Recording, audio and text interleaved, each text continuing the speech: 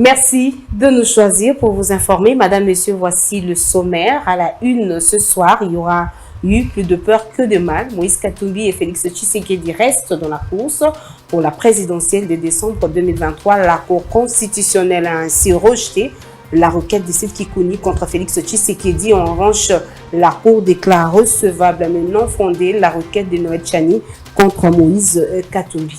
Et puis, le Conseil d'État a tenu son audience solennelle de la rentrée judiciaire 2023-2024. Ce lundi 30 août, l'événement a eu lieu dans la salle de congrès du Palais du Peuple en présence du chef de l'État, Félix-Antoine Tshisekedi. Enfin, polémique autour du budget alloué au 9e jeu de la francophonie. La direction du CNJH affirme que la confusion créée par les propos de Nicolas Kazadi tient au fait que le ministre des Finances a mis dans le même panier les fonds alloués à la direction du CNJF pour l'organisation de jeux et ceux attribués au ministère des ITP pour la construction des infrastructures, avant de préciser que le budget arrêté et validé pour l'organisation de jeux était fixé à 66,9 millions d'euros. C'est tout pour le titre. Madame, Monsieur, bonsoir. Contentieux des candidatures à la présidentielle du 20 décembre, la Cour constitutionnelle vient de rendre son arrêt sur le requête en invalidation des candidatures de Félix Tshisekedi et Moïse Katumbi. Il y aura eu plus de peur que de mal. Moïse Katumbi et Félix Tshisekedi restent dans la course pour la présidentielle de décembre 2023. La Cour constitutionnelle a ainsi rejeté la requête de Seth Kikouni contre Félix Tshisekedi. En revanche, la Cour constitutionnelle déclare recevable mais non fondée la requête de Noël Tchani contre Moïse Katumbi. Suivez. La Cour constitutionnelle, siégeant en matière de contentieux de candidature à l'élection présidentielle, après avis du procureur général, se déclare compétente. Dit la présente requête recevable mais non fondée. Dit qu'il n'y a pas lieu à paiement des frais d'instance. Dit que le dispositif du présent arrêt sera signifié à la Commission électorale nationale indépendante, aux requérants, aux partis politiques Ensemble pour la République, aux candidats contestés ou à son mandataire, et qu'il sera publié au journal officiel de la République démocratique du Congo et au bulletin des arrêts de la Cour constitutionnelle. La Cour constitutionnelle siégeant en matière de contentieux des candidatures à l'élection présidentielle, après avis du procureur général, se déclare compétente. Dit la présente requête recevable mais non fondée. Dit qu'il n'y a pas lieu à paiement des frais d'instance. Dit que le dispositif du présent arrêt sera signifié à la Commission électorale nationale indépendante, aux requérants, aux candidats contestés ou à son mandataire, qu'il sera publié au journal officiel de la République démocratique du Congo et au bulletin des arrêts de la Cour constitutionnelle. Pendant ce temps, le Conseil d'État a tenu son audience solennelle de la rentrée judiciaire 2023-2024 ce lundi 30 octobre. C'est là conformément à l'article 24 alinéa 1er de la loi organique portant organisation et fonctionnement des juridictions de l'ordre administratif. L'événement a eu lieu dans la salle de congrès du Palais du Peuple en présence du chef de l'État, Félix-Antoine Tshisekedi. Regardez. Avec l'expression de mes hommages les plus déférents, au terme des dispositions de l'article 24, alinéa 1er de la loi organique numéro 16/027 du 15 octobre 2016, portant organisation, compétence et fonctionnement des juridictions de l'ordre administratif, le 30 octobre de chaque année, le Conseil d'État se réunit en audience solennelle et publique, au cours de laquelle le premier président prononce un discours, le procureur général une mercuriale et le bâtonnier du barreau près le Conseil d'État une allocution. C'est pour me conformer à cette exigence que je prends la parole à cette date qui consacre la rentrée judiciaire 2023-2024. Je ne pourrai terminer mon propos sans pour autant prier les uns et les autres à plus d'engagement, mais également à plus d'amour pour la République. Le modèle d'engagement imprimé par son Excellence, Monsieur le Président de la République, chef de l'État et magistrat suprême, doit nous inspirer tous, autorité du pouvoir législatif, autorité du pouvoir exécutif et celle du pouvoir judiciaire, en vue de concourir chacune à ce qui la concerne et dans les limites de ses attributions, dans la consolidation de l'état de droit en République démocratique du Congo. Que vive la République démocratique du Congo, que vivent les pouvoirs judiciaires, que vivent les conseils d'État. Sur ce, je déclare ouverte l'année judiciaire du Conseil d'État pour l'exercice 2023-2024. Mesdames et messieurs, et je vous remercie. Le chef de l'État a inauguré ce lundi 30 octobre la première maison de l'entrepreneuriat et innovation dans la commune de Limete. Pour le ministre des Petites et Moyennes Entreprises, Désiré Muzinga, c'est grâce à la vision et leadership du chef de l'État que les moyens financiers ont été débloqués pour la finalisation des travaux de construction. Regardez.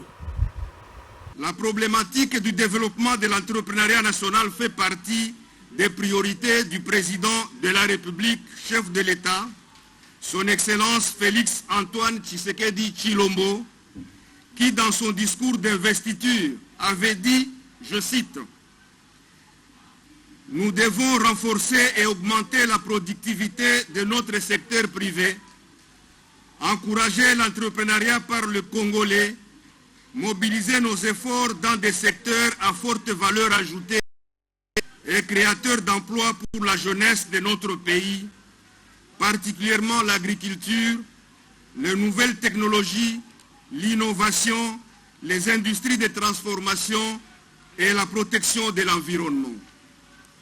Pour matérialiser cette volonté politique si haut exprimée, le gouvernement a adopté le programme national de développement de l'entrepreneuriat au Congo, PRONADEC, dans lequel le développement du programme d'implantation des incubateurs et des start-up centers constitue un axe important pour favoriser la création de petites et moyennes entreprises compétitives et aussi doter les jeunes Congolais de compétences entrepreneuriales. La maison de l'entrepreneuriat et de l'innovation est donc pour le gouvernement congolais un des outils par excellence de la matérialisation de la vision du président de la République. Il constitue une étape d'implémentation d'un grand programme qui va se déployer sur l'ensemble du pays. Le lancement des activités de ce projet marque donc une nouvelle ère dans le secteur de l'entrepreneuriat en République démocratique du Congo. En effet, la Maison de l'entrepreneuriat et de l'innovation a pour mission principale de, primo, sensibiliser les jeunes à la culture et l'esprit entrepreneurial pour une meilleure insertion professionnelle et création d'emplois. Et puis au sommet des 3 bassins forestiers tenus à Brazzaville, le chef de l'État a dénoncé l'activisme armé du Rwanda qui détruit la biodiversité congolaise du parc des Virunga d'un temps ferme. Félix Tshisekedi a clairement chargé le régime de Kigali qui pille les richesses minérales congolaises. Suivez cet extrait de son discours sélectionné pour vous par Daniel Kamboa. En ce moment, par exemple, où nous parlons de ce sujet très important, hyper important, la conservation de notre biodiversité, de nos forêts.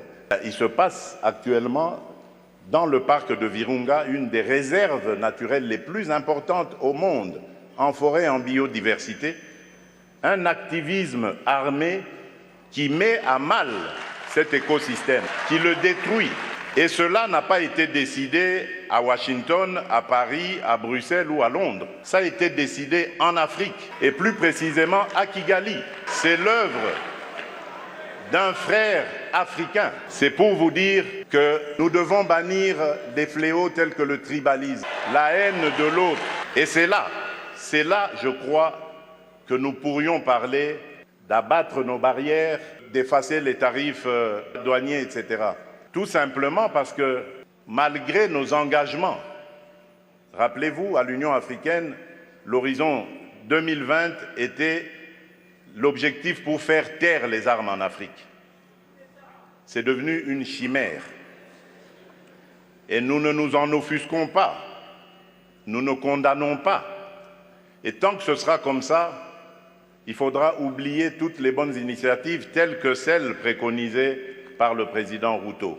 Le jour où nous mettrons fin à ce à quoi nous assistons aujourd'hui, à l'est de la République démocratique du Congo par exemple, des voisins qui viennent semer la pagaille, la mort, la désolation, uniquement dans le but de s'enrichir, de piller les ressources.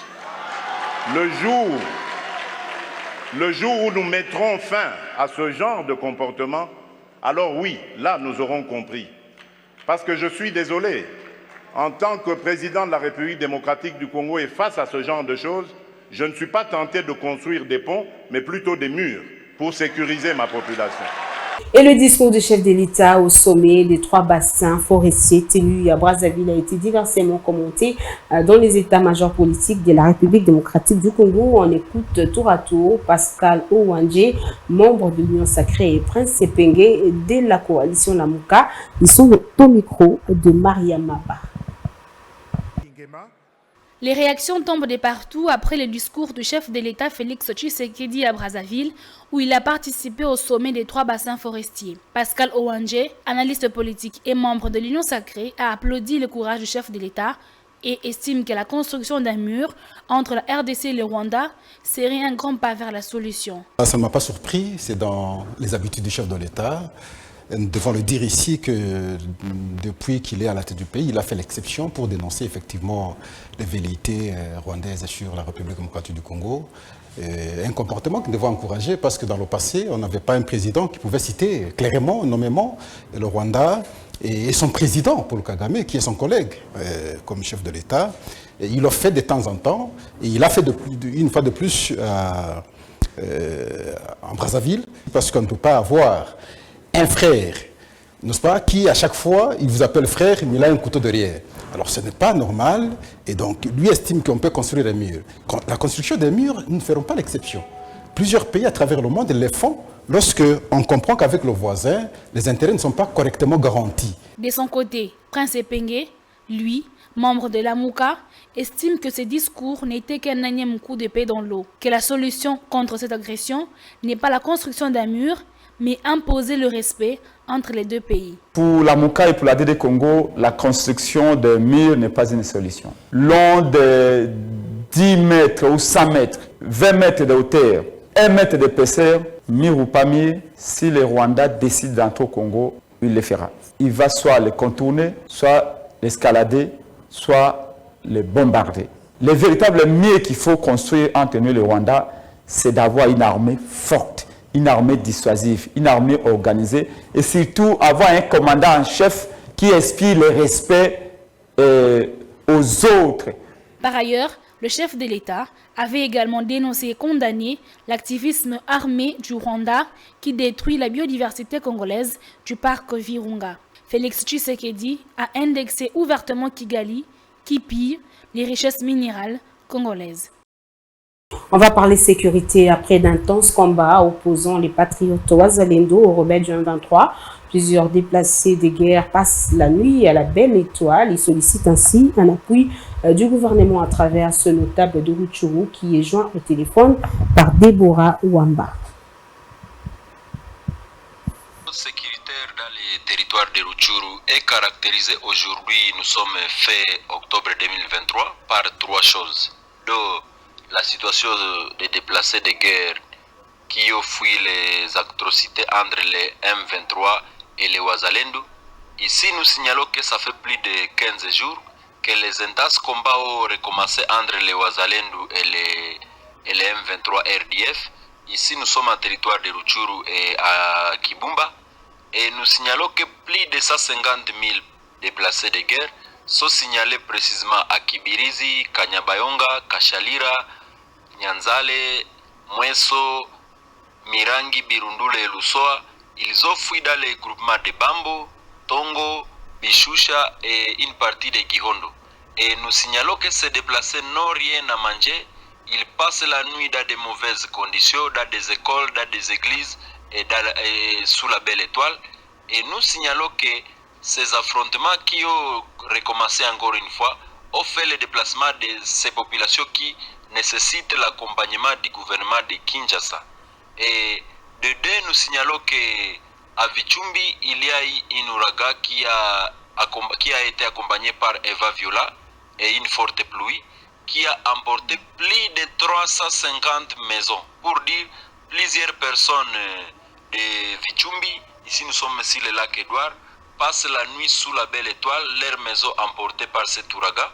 Et nous demandons au gouvernement de venir en aide à ces 350 ménages qui passent la nuit sous la belle étoile. Et puis cette polémique que personne n'a vu venir, le 9e jeu de la francophonie a coûté 324 millions de dollars à la République démocratique du Congo au lieu des 48 millions. Déclaration faite par le ministre des Finances, Nicolas Kazadi, a dénoncé la mauvaise gestion qu'il a imputée aux organisateurs congolais et la réaction d'Isidore Kwanja, directeur national de jeu, ne s'est pas fait attendre. Il a répliqué en affirmant qu'il n'y a jamais eu de guerre de chiffres. On l'écoute. Non, il n'y a pas une guerre de chiffres. Les chiffres de l'Organisation des Jeux de la francophonie sont connus. Un budget qui a été adopté par les comités de pilotage, qui a été adopté par les comités internationaux. Nous avons reçu une délégation qui est accompagnée par la directrice du comité international et l'expert de l'OIF sur les questions de finances. Ils sont venus justement pour regarder tous les aspects qui touchent à la gestion du budget organisationnel. Donc il n'y a pas une guerre de chiffres, les chiffres sont connus, que ce soit par les comités nationaux, que ce soit par les comités internationaux. Non, moi je vais parler que du budget que nous avons élaboré en collaboration avec les comités internationaux. Ce budget qui a été approuvé par les comités de pilotage, donc par le gouvernement congolais et par les comités internationaux. C'est ce budget-là qui fait l'objet aujourd'hui de cette mission qui vient pour faire la reddition des comptes pour voir comment cela a été géré. Donc il n'y a pas une guerre de chiffres à ma connaissance. Pendant ce temps, une délégation de l'Organisation internationale de la francophonie est arrivée dans la nuit des dimanches à Kinshasa. Objectif, faire l'audit du budget opérationnel alloué à l'organisation de 9e jeu de la francophonie tenu du 28 juillet au 6 août dernier. Suivez ce reportage. Conduite par Zéina Mina, directrice du comité international des jeux de la francophonie, la délégation a été accueillie par le directeur du comité national, Isidore Kwanja Ngembo. Je suis en mission après jeu. Je suis accompagnée par un commissaire aux comptes de la Direction générale des finances publiques française, donc M. David Gallaret, et pour effectuer un audit sur le budget opérationnel des Jeux de la francophonie. Il faut attendre la mission peut-être avant de se prononcer, mais pour vous dire que nous ne sommes en fait responsables que d'auditer le budget opérationnel. Et je tiens à que ça soit clair, juste le budget opérationnel qui est de 20 millions à peu près.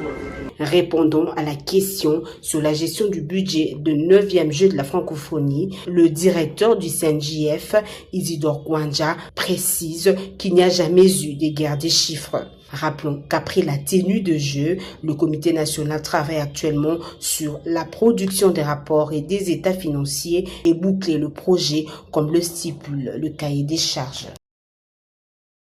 Et puis cette mise au point de la direction du comité national de 9e jeu de la francophonie au lendemain des déclarations du ministre des Finances, la direction du CNJF tient à préciser que le budget arrêté par le CNJF et validé par le comité de pilotage pour l'organisation du jeu avait été fixé à 66,9 millions d'euros et d'ajouter que la confusion créée par les propos de Nicolas Kazadi tient au fait qu'il a mis dans le même panier les fonds alloués à la direction du CNJF pour l'organisation du jeu et ceux attribués au ministère des ITP pour la construction des infrastructures.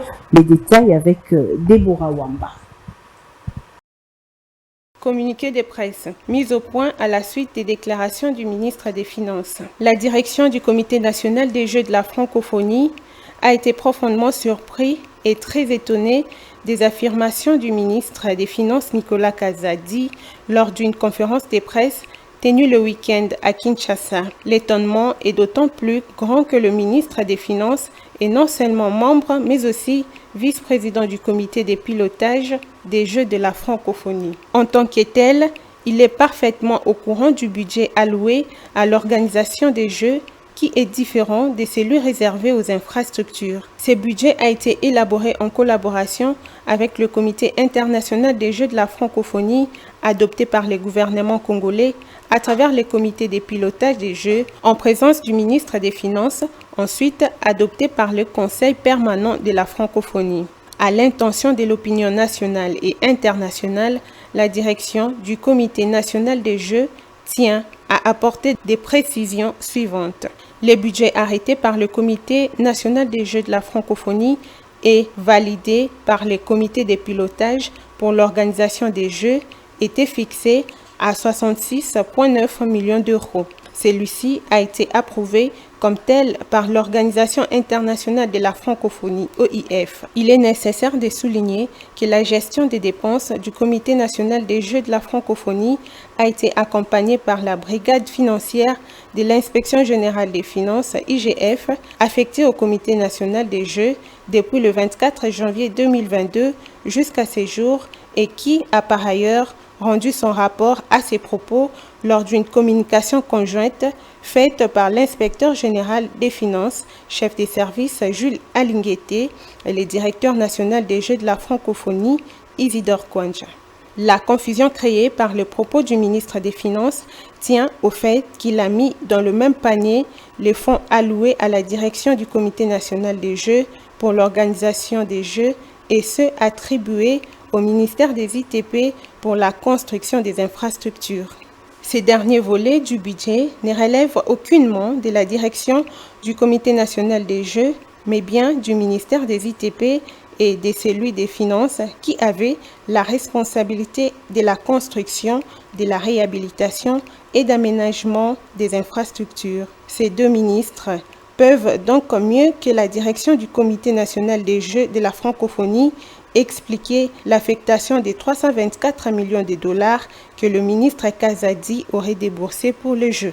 La direction du Comité national des Jeux de la francophonie continue pour sa part à attendre la mise à la disposition par le ministre des Finances des fonds devant lui permettre de liquider les arriérés de son personnel et les créances des différents prestataires qui ont contribué au succès des Jeux de la francophonie. Les propos du ministre des Finances interviennent curieusement au moment où une délégation de l'Organisation nationale de la francophonie, conduite par les directeurs du CIGF, séjourne à Kinshasa avec des experts pour faire la reddition des comptes du Comité national des Jeux de la francophonie, un exercice logique après l'organisation des Jeux de Kinshasa. Fait à Kinshasa le 30 octobre 2023, la direction nationale des 9e Jeux de la francophonie.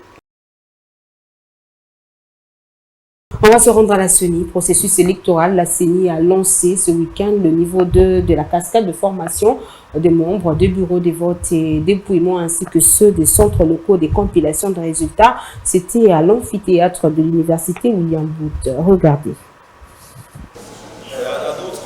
Au cours de cette cérémonie qui s'est déroulée simultanément dans tous les chefs-lieux des 26 provinces, les rapporteurs adjoints de la CENI étaient accompagnés du secrétaire exécutif provincial de Kinshasa, Nicole Chibola. Pendant 10 jours, 145 facilitateurs experts de la CENI vont former 1364 participants, parmi lesquels 232 formateurs électoraux nationaux, 642 formateurs provinciaux, 185 membres des secrétariats exécutifs provinciaux ainsi que 306 chefs d'antenne. Cette session leur permettra de maîtriser les procédures concernant les opérations des votes, les dépouillements et des compilations des scrutins, le remplissage des différentes fiches, l'utilisation du dispositif électronique de vote et la constitution des différents plis. Occasion pour Paul Moindo Moulemberi de préciser la particularité de ce second niveau de la cascade de formation qui sera essentiellement pratique. Après la clôture du niveau 1 de la cascade de formation qui avait eu lieu ici dans la ville de Kinshasa, nous voici ce jour lancer l'activité de la formation du niveau 2 de la même cascade. Il faut dire que les niveaux 2 que nous lançons aujourd'hui à partir de cette université William Booth concerne l'ensemble des 26 provinces de notre pays. Elle sera animée d'une manière globale par 145 facilitateurs et 26 superviseurs managériaux ainsi que 26 superviseurs techniques. La particularité de cette cascade du niveau 2, comme cela avait été au niveau 1, c'est que la formation ne sera pas beaucoup plus théorique. La formation va être plus pratique. Les participants au niveau 2 de la cascade des formations ont été invités par le management de la SONI à faire preuve de ponctualité, de discipline, de participation active, de motivation et d'assiduité pour une mise à jour des connaissances électorales en vue de contribuer à la réussite de ces prochains scrutins.